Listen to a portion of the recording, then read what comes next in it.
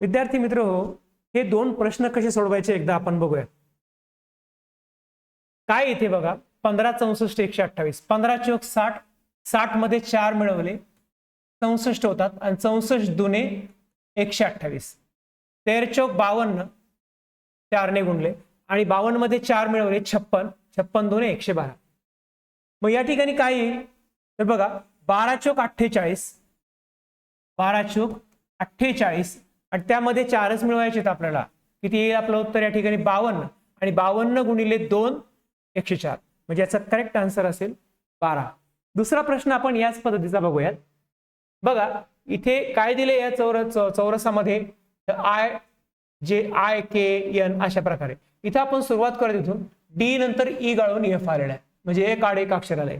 D E F G H I J K L M N आणि इथं ओ नंतर काय येईल तर इथे येईल पी.